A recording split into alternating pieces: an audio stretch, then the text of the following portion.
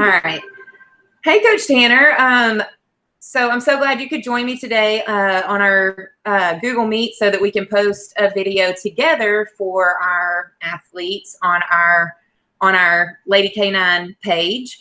So I know we've already kind of spoken about the things that we're going to talk about today, but I'm just going to go ahead and go over it again so that all of our athletes can kind of have an idea of what we're talking about. Okay, so y'all.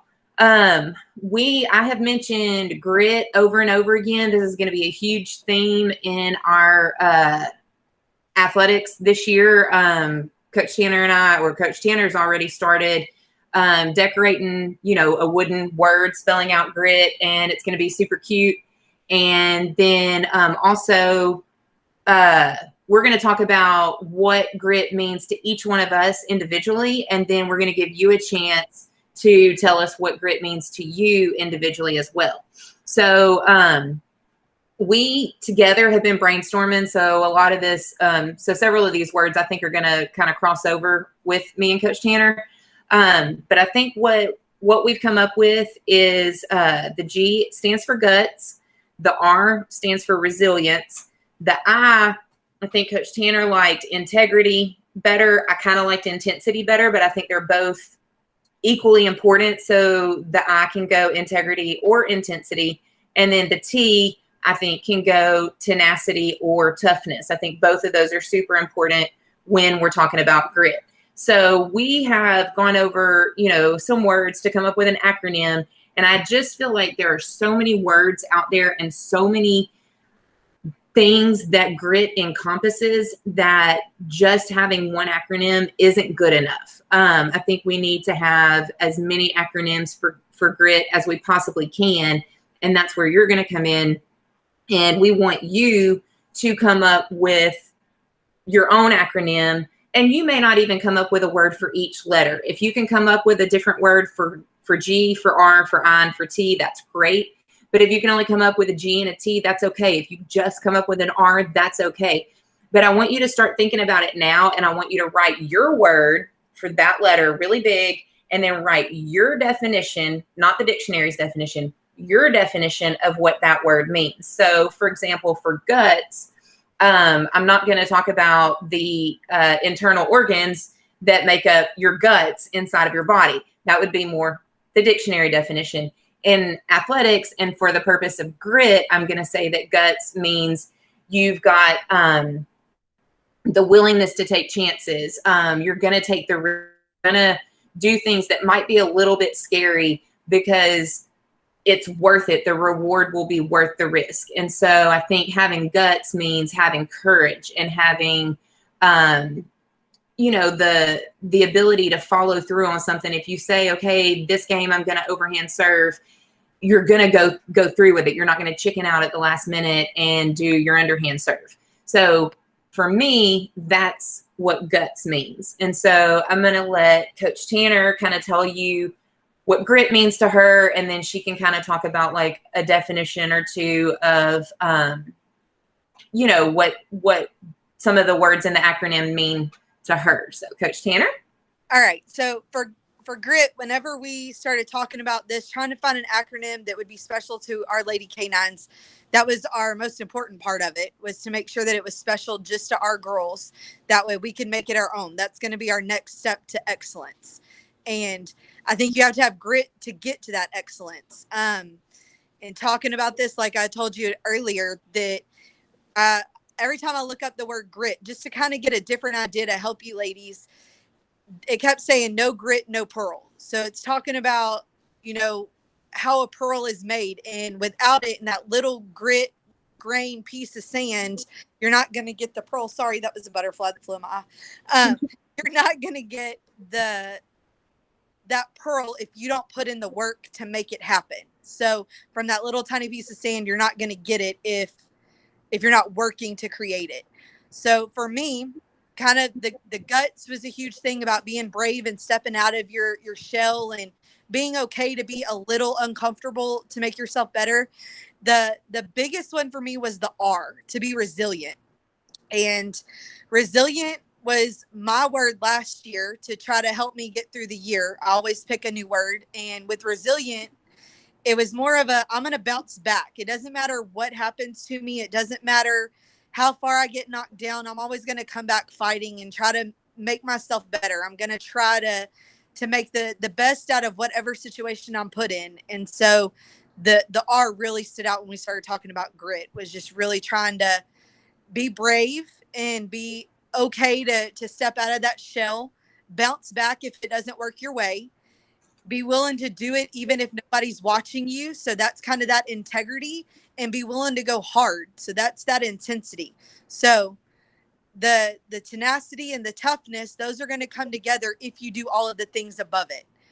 And so I really felt that was huge, was being brave enough to do it, bouncing back if it doesn't work your way, and go full out and hard even with nobody watching you, keeping that good character.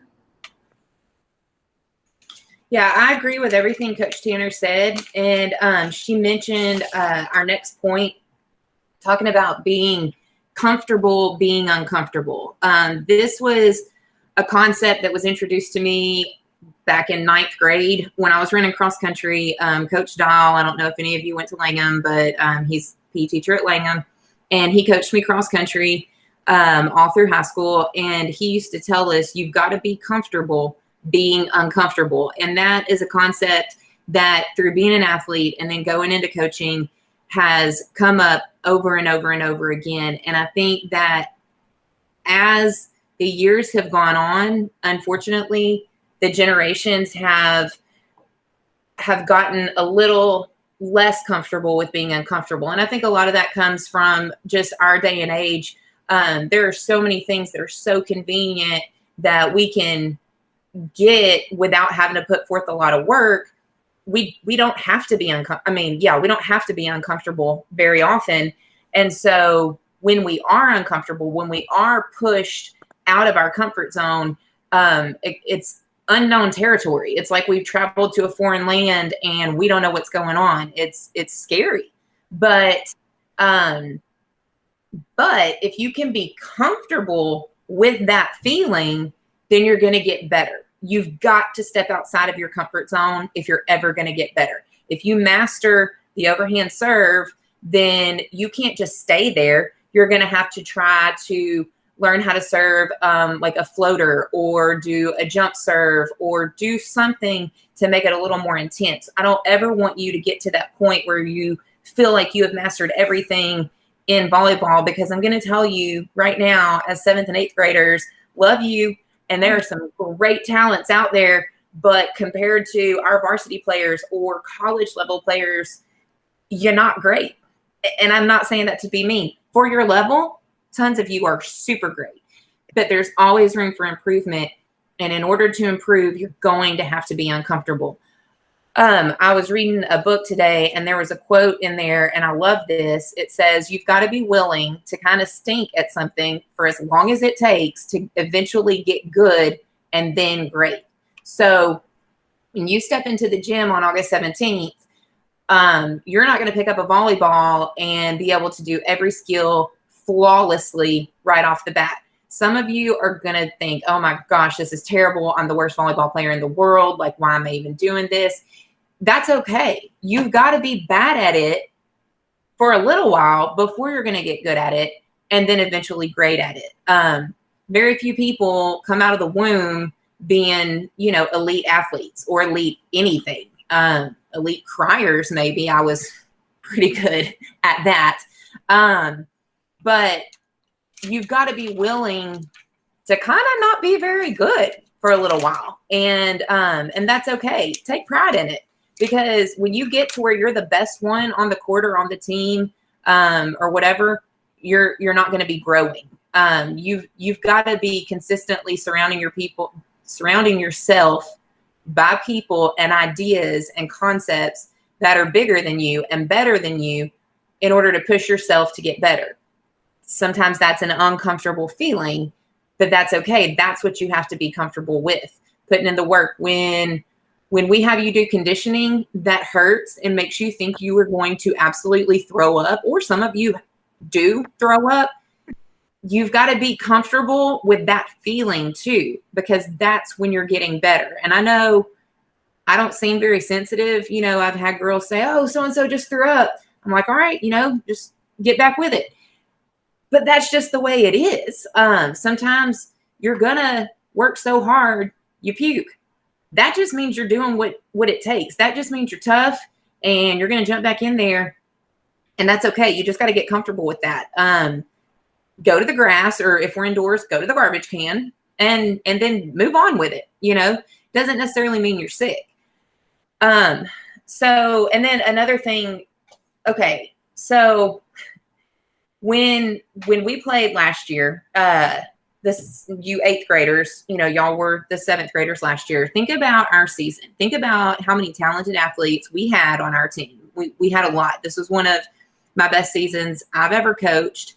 But I 100% believe that it could have been even better. I believe that we could have been district champs had we been able to get through some obstacles that we had last year. That I'm hoping with this new mindset that we're going into this year with, you will be able to push through these things and become district champs this year, because you've got the ability. You've got to put in the work and the belief.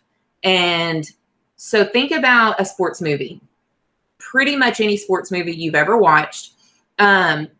At the beginning, the team always struggles with selfishness, with lack of talent, with some kind of internal conflict. And if you think about last year, we had a lot of talent. That definitely was not the issue. But there was some selfishness on the team. There was some internal conflict on the team.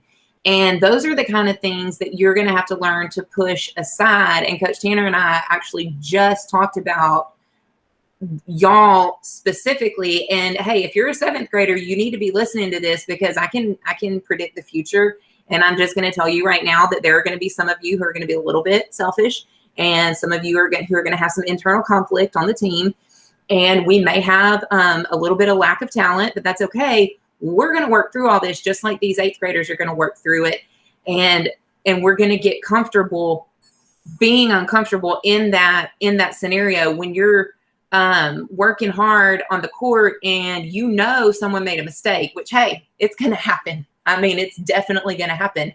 And you know they made a mistake. And so immediately your brain just wants to shut down and gripe at them and blame them. You got to move on. You cannot focus on a play that just happened. You've got to focus on what's happening right here, right now, in front of you, and push forward. Okay. That girl who made that mistake, she knows.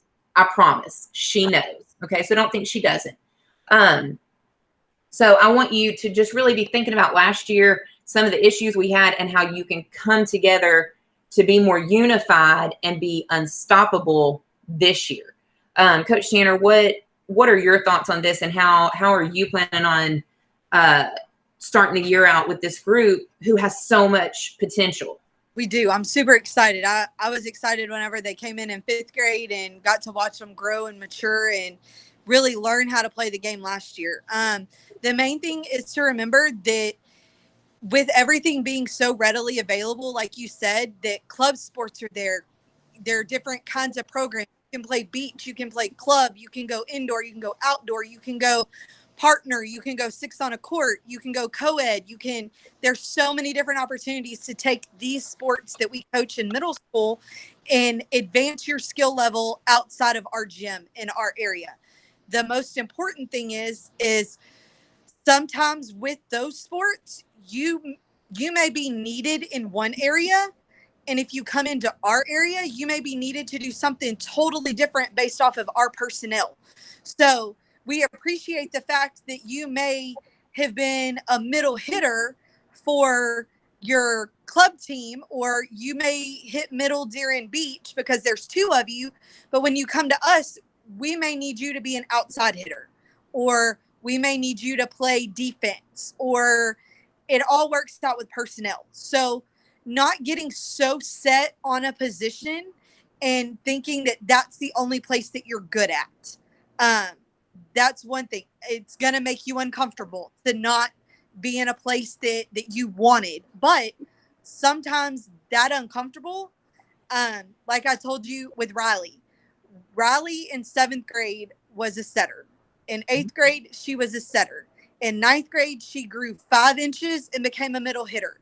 She was very uncomfortable being a middle hitter, but now she's honed that skill from kind of stinking at it to being a varsity middle hitter. Those are huge advances. So we do have a little idea, and you've got to trust us as much as you trust the person next to you. The huge other part is everybody's put on the court, whether it be volleyball, basketball, on the field with soccer, tennis partners. You have to trust people to do their job. So if you're on the court to do a specific job, that's the only job you should worry about. Everybody else's job, if you trust them, their job is going to work like the cogs in a clock. It's all going to rotate like it's supposed to. If you don't, you have cogs that pop out and try to do other jobs. The clock quits working. So you've got to remember that you've got to do your one little part to make every piece in there work. That doesn't mean not holding each other accountable. That means picking each other up. That means telling them they've got to do, hey, great job, get it next time. That's not a necessarily, I can't believe you missed that, because those are two different mindsets. Mm-hmm. A growth mindset where, hey, I didn't get it, but I will, or you just think at that, you shouldn't do it. The last one's very negative, and it doesn't help you get better. You said something earlier about surrounding yourself with people that make you better. If you are an advanced player on your team, who says that you have to be the best? If you're already the best, or you think you're the best, why not build your teammates up to be as good as you are instead of making them feel like they are less than you are? That's huge to me. I would rather be the worst player on the team and have a teammate that's going to make me grow and be better than always be the best and putting my teammates down. I feel like that's huge, especially in games that dynamics change so quickly. And I know middle school, things happen in the hallway, things happen over cell phones. Gosh, I hate those things. And sometimes we've got to put those aside. We're a family. We're going to fight. We're going to argue. We're not always going to agree with the other person. But just like every family, nobody else messes with us. You don't let anybody outside of our family, outside of our grit group, talk mess on your teammates. I don't care if y'all never talk outside of the gym. Those are your people. And so we got to support each other. The other thing, you talked about exercising and being okay to be uncomfortable with comfortable. Sometimes, and I can personally express this because after not having been at the gym for many years to work out and going with you to Delta, it was not easy to want to finish some of those reps. It hurt. My body hurt. My muscles hurt. I wanted to quit. And it's something that when it got to that point, I would grit my teeth and go a little bit harder. That way I knew I gave it my best. At the end of those workouts, I knew I'd done everything I possibly could to be better. And so I feel like if me at 34 can be okay with that, you at 14 can. You can find that one more set in you to do. Let me ask you this, Coach Tanner. When you were feeling like you couldn't finish the set, what voice in your head was that? Was that your boss voice or your baby voice? That was my baby voice. And you chose not to listen to it. And so what did your boss voice say? It was like, you can do, it's 10 more seconds. It always found the next silver lining to get you through. It was, you only have 5 more to do. You only have 10 more seconds. You remember what the scale looked like this morning after yesterday's workout. Remember, like, every little positive thing. After this set, you can have water. After this set, you can walk away and never have to go back to that station today. There was all kinds of different boss voices coming in, really helping to lead the way. What kind of example are you setting for your kids if you quit now? You ask your athletes to push through. Why can't you? So I just wanted to point that out because I talked about the boss voice and the baby voice the other day. And so this was just a great example that we all go through that. It's not like Coach Tanner and I never have to struggle or never hear that baby voice. We do all the time, but we have to push that voice out and listen to the boss voice, because that's the voice that's going to make us better. That's the voice that's going to get us through the day, make us productive, make us accomplish everything we wanted to. And that's how Coach Tanner has gotten to where she is currently. And I mean, it's been a long time since we've all seen each other. And Coach Tanner and I have both made some huge physical transformations. And I think through our physical transformations, we've also had some transformations in our mind. I think we're tougher. And that's part of the reason why we're so excited about this year, because we want to share all that new mental toughness that we've found and discovered, which really we just uncovered it. It was always there. We just uncovered it. We had to wipe away the cobwebs and be like, hey, come on out. Because we were athletes. Both of us were athletes in school. And I know, some of you may look at us and say, really? But you got to realize we've had kids since then. We've been working hard, and we know what it takes. And so we want to set that example for y'all. And so, I mean, did you want to talk about your little journey, Coach Tanner? All right. So you mentioned high school athletes. So I was a cheerleader. I played volleyball, basketball, and track. And then I went to college, and I was like, you know what? I want to maintain that. So I taught gymnastics for 4 years. And along with those struggles, then we went into my first teaching job where I coached at a high school. We won't talk about that school, but went to a different school and coached high school. And then I got married and I had my kids and started coaching middle school to get to be mom too. And I kind of let myself go a little bit. And by that, I'd put on a lot of weight. I was very uncomfortable. It made everyday things like even walking with y'all at PE when y'all were in 5th and 6th grade kind of difficult. I wouldn't want to do it. It would be hot. It was rough. And I finally made a choice that my kids were a little older and they needed to have a healthy mom. So with healthy mom, the first thought was I got to get mentally set for what this journey is going to be. The journey was going to be better diet for all of us, incorporating more fruits and veggies and lean meats and carbohydrates like I'm supposed to. And then exercise. Now, we all know exercise is uncomfortable. And it really is. Your muscles hurt. You are sore. You get tired. You get sweaty. It's very hard. And so to start off, I know y'all saw me in January, December, all of that. And I was 236 pounds. And that was a huge number. And I was very much struggling with even saying that number out loud. It has taken me how many months now? 6 months to be able to say that number out loud. Mm-hmm. Yeah, to anyone. And so with that, I decided my kids needed a mom that could play with them after school. So after I went to work and was with y'all and doing practices and teaching all day and then practices, then my kids needed me. And I was tired. I didn't want to. I was cranky. It was tough. And so in December December 31st or January 1st, I text Coach Bolser and Coach Bell, and I said, new year, new me. I'm doing this. I'm losing the weight, and this is my year, and I'm going to be a better coach. I'm going to be a better mom. I'm going to be a healthier me. And I started watching my diet. Well, then the school decided they were going to do a weight loss challenge.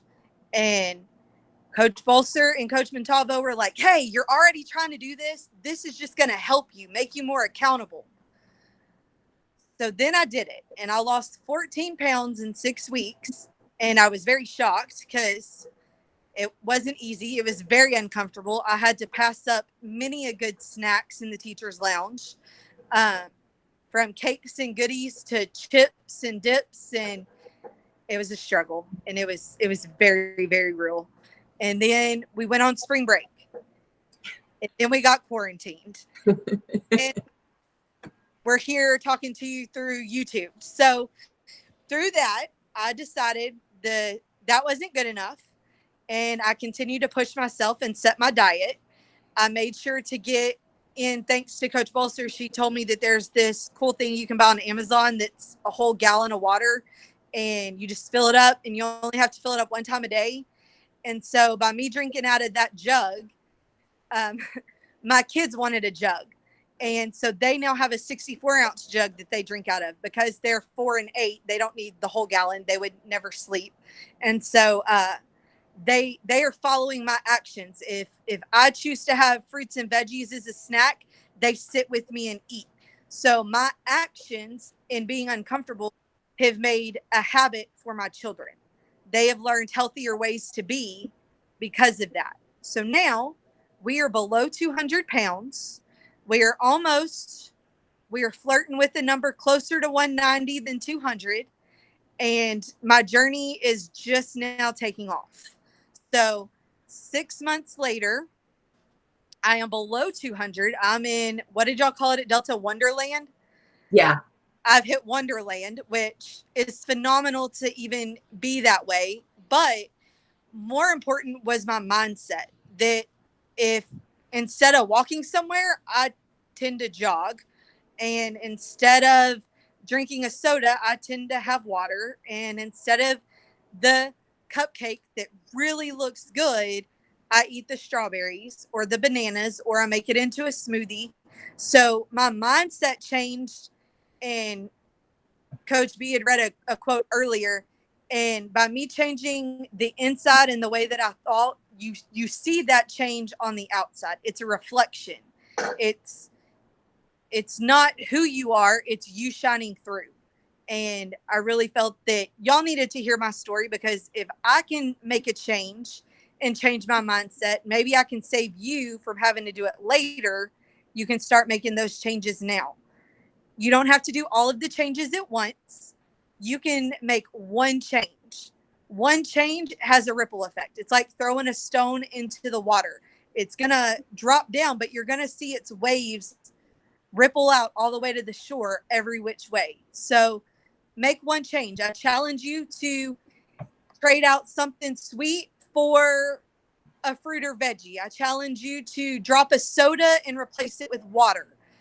I challenge you to, instead of eating it fried, eat it grilled. Make one small change, and it will change the rest of the way things go for you. One small change leads to bigger and better changes. It's going to be uncomfortable. It's going to be hard, especially when you're the only one doing it. That's the hardest, is when you've got to make that decision to stay mentally tough, even though everybody else around you is not doing the same thing you are. That's what's going to separate you from the pack. That's what's going to make you stand out above everything else, is taking control of how you see you, taking control of how you want to feel, not how others feel about you. All right. Thank you. A lot of what she talked about, obviously for Coach Tanner and I think our initial goal was weight loss. That's not what we're trying to say. Hi. That's not what we're trying to say that y'all need to do, but I want y'all to fuel yourselves as athletes.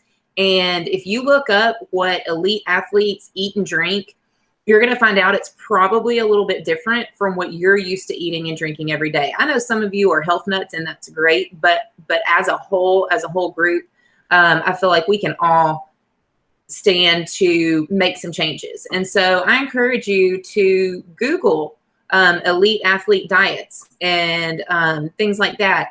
Water, y'all, water does so much for your body. It clears up your skin. If you've been struggling with acne, it will help clear up your skin. It helps flush out all the bad stuff that you eat, So if you aren't eating, kind of junky food, I don't even just mean junk food, but a lot of the processed stuff that we eat every day. If you do like the box macaroni and cheese, the Kraft, the Blue Box, the best stuff in the world, that's horrible because it's so processed. And so drinking a gallon of water, like I suggested for y'all, just go 6 bottles, which is not quite a gallon, but it's almost there. That's going to help flush out a lot of those toxins and a lot of the bad stuff. You're going to have more energy. You're going to have more focus. You're going to be have a clearer mind, a better memory. It's going to make you a better student once we get back into the academic side of things. And it's definitely going to help you in your athletic side. Once you're thirsty, you're already dehydrated. And so you need to be like drinking a bottle as soon as you get out of bed in the morning. I hope you're not sleeping in the water. Drink a bottle as soon as you get out of bed in the morning, and then just kind of continue that, every hour or so, drink another bottle, because you want that water in your system helping you flush out the bad stuff, So anyway, thank y'all for joining us today. I think Kipton's probably ready for his mama to play with him, and I know we've been going for a little while here. So thank you for listening to our whole video. I'm so glad Coach Tanner got to be on here with us too. I'm sorry, we couldn't hear you say that again. I said, I'm glad you had me. Yay.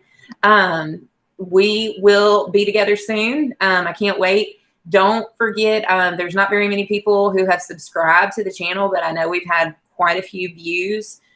So subscribe, hit the subscribe button down below and like the videos, please, please, please. Share it with your parents, share it with your friends. We want everybody to be on the same page and understand what we're planning on going into this year. And we cannot wait to see you in just a few more weeks. Fuel your bodies, drink your water, and get ready for a great year. All right. Peace out, y'all.